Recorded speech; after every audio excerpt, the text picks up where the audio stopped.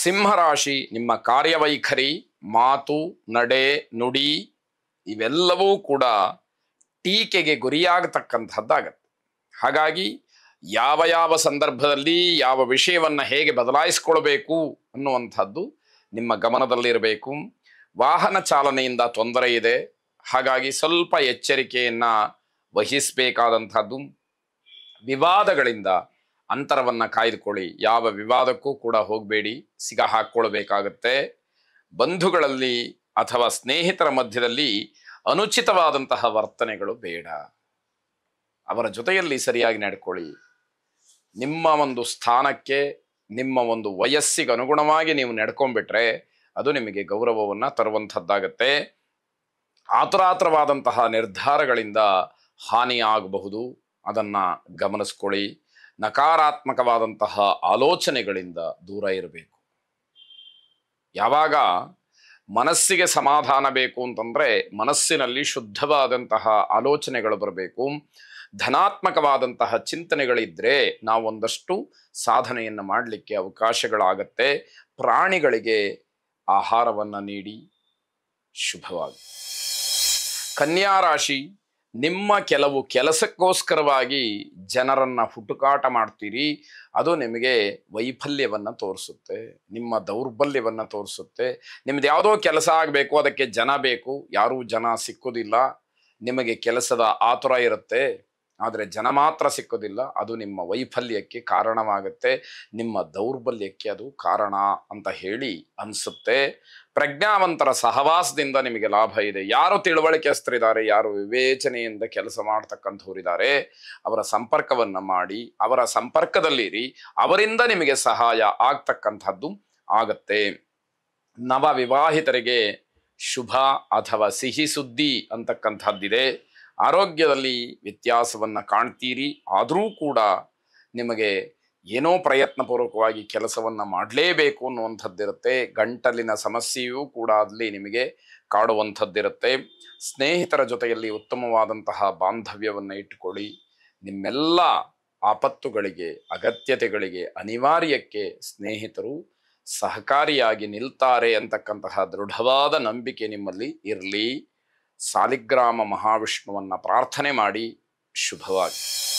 ತುಲಾರಾಶಿ, ನಿಮ್ಮ ಮಾತಿನಿಂದ, ನಿಮ್ಮ ಸ್ವಭಾವದಿಂದ, ಆಡ್ತಕ್ಕಂತಹ ಶಿಸ್ತುಬದ್ಧವಾದಂತಹ ಹೇಳಿಕೆಯಿಂದ ನೀವು ಜನವನ್ನು ಆಕರ್ಷಣೆ ಮಾಡ್ತೀರಿ. ಜನ ನಿಮ್ಮ ಹತ್ರ ಸುಳಿತಾರೆ, ಜನರನ್ನು ಸೆಳೆಯುವಂತಹ ಒಂದು ಶಕ್ತಿ ನಿಮಗೆ ಹೆಚ್ಚಾಗುವಂಥದ್ದಿದೆ.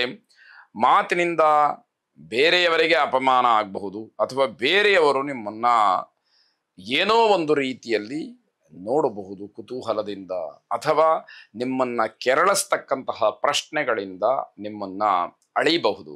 ಆದರೆ ಅದೆಲ್ಲದಕ್ಕೂ ಸಮಂಜಸವಾಗಿ ಉತ್ತರವನ್ನು ಕೊಡ್ತಕ್ಕಂತಹ ಶಕ್ತಿ ನಿಮ್ಮಲ್ಲಿ ಇರುತ್ತೆ ಅನ್ನುವಂಥದ್ದು.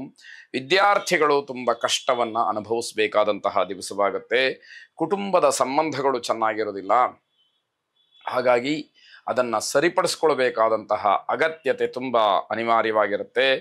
ಮಕ್ಕಳ ಚಟುವಟಿಕೆ, ಮಕ್ಕಳ ಸ್ವಭಾವ, ಅವರ ನಡೆ ನುಡಿ ಇವೆಲ್ಲ ಒಂದಷ್ಟು ಬೇಸರವನ್ನು ತರುತ್ತೆ. ನಿಮ್ಮ ಪ್ರಯತ್ನ ಅಥವಾ ನಿಮ್ಮ ಶ್ರಮ ವ್ಯರ್ಥವಾಯಿತೇನೋ ಅನ್ನುವಂತಹ ಒಂದು ಕಹಿಯ ಅನುಭವ ನಿಮಗೆ ಬರುತ್ತೆ. ಅವಿವಾಹಿತರ ಸಮಸ್ಯೆ ತಾರಕಕ್ಕೇರ್ತಕ್ಕಂಥದ್ದು.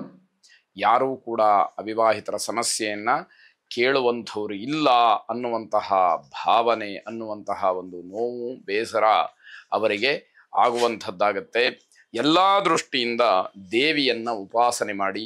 ಶುಭವಾಗಿ. ವೃಶ್ಚಿಕ ರಾಶಿ, ಉದ್ಯೋಗಿಗಳಿಗೆ ಬಡ್ತಿ ಸಿಕ್ಕುವಂತಹ ಸೂಚನೆಗಳು ಸಿಗ್ತಾ ಇದೆ. ಅದರ ಒಂದು ಸಂತೋಷ ನಿಮಗೆ ಅಪರಿಮಿತವಾಗಿ ಆಗ್ತಕ್ಕಂಥದ್ದು. ಪ್ರೇಮಿಗಳಿಗೆ ಬಹಳ ಶುಭವಾದಂತಹ ದಿವಸ. ಪ್ರೇಮಿಸಿ ಮದುವೆಯನ್ನು ಮಾಡಿಕೊಂಡಂಥವರು ಜೀವನದ ಸಾಮರಸ್ಯವನ್ನು ಅಥವಾ ಜೀವನದಲ್ಲಿ ಸಾಂಸಾರಿಕವಾಗಿ ಒಳಿತನ್ನು ಕಾಣುವಂತಹ ದಿವಸವಾಗುತ್ತೆ. ಕುಟುಂಬದಲ್ಲಿ ಪ್ರವಾಸದ ಬಗ್ಗೆ ಚಿಂತನೆಯನ್ನು ನಡೆಸ್ತೀರಿ. ಆತ್ಮವಿಶ್ವಾಸವನ್ನು ಬೆಳೆಸ್ಕೊಳ್ಳೋದಕ್ಕೆ, ಆತ್ಮವಿಶ್ವಾಸವನ್ನು ಹೆಚ್ಚು ಮಾಡಿಕೊಳ್ಳೋದಕ್ಕೆ ಸರಿಯಾದಂತಹ ಸಮಯ. ಹಲವಾರು ಜನರ ಜೊತೆಯಲ್ಲಿ ಮಾತು ಕಥೆ ವಾದ ವಿವಾದ ಚರ್ಚೆ ಎಲ್ಲವೂ ಕೂಡ ನಡೆದು ಪ್ರತಿಯೊಂದೂ ಕೂಡ ನಿಮಗೆ ಅನುಭವಕ್ಕೆ ಬೇಕಾದಂತಹ ಸಾಮಗ್ರಿಗಳಾಗತ್ತೆ. ಅದರ ಅನುಭವವನ್ನು ನೀವು ಪಡ್ಕೊಳ್ತೀರಿ ಅಂತಕ್ಕಂತಹದ್ದು. ಒಡ ಹುಟ್ಟಿದವರ ಜೊತೆಯಲ್ಲಿ ಘರ್ಷಣೆ ಆಗ್ತಕ್ಕಂತಹದ್ದು ಅಶಾಂತಿಗೆ ಕಾರಣವಾಗುತ್ತೆ. ಅಣ್ಣ ತಮ್ಮ ಅಕ್ಕ ತಂಗಿಯರ ವಿಚಾರದಲ್ಲಿ ಏನೋ ವಿಷಯಗಳು ಅಥವಾ ಗೌಪ್ಯವಾಗಿಟ್ಟಿದ್ದಂತಹ ವಿಚಾರಗಳು ಹೊರಬಂದು ಅಶಾಂತಿಗೆ ಅದು ಕಾರಣ ಆಗಬಹುದು ಅಂತಕ್ಕಂತಹದ್ದು. ಬೇರೆ ಯಾರಿಗೂ ಕೂಡ ಭರವಸೆಯ ಮಾತುಗಳನ್ನು ಕೊಡಬೇಡಿ. ಯಾವುದೇ ಭರವಸೆಗಳನ್ನು ನೀಡಬೇಡಿ. ನಾನು ನಿನಗೆ ಅದು ಮಾಡಿಬಿಡ್ತೀನಿ ಇದು ಮಾಡ್ತೀನಿ ಆ ರೀತಿ ಸಹಾಯ ಹೀಗೆ ಯಾವ ಮಾತುಗಳು ಕೂಡ ಬೇಡ. ಅದು ನಿಮ್ಮ ಹತ್ರ ನಡೆಸೋದು ಕಷ್ಟ ಆದೀತು ಅನ್ನುವಂತಹ ಮುನ್ಸೂಚನೆ ಅದು. ಉಗ್ರ ನರಸಿಂಹನನ್ನ ವಿಶೇಷವಾಗಿ ಪ್ರಾರ್ಥನೆ ಮಾಡಿ. ಶುಭವಾಗಿ.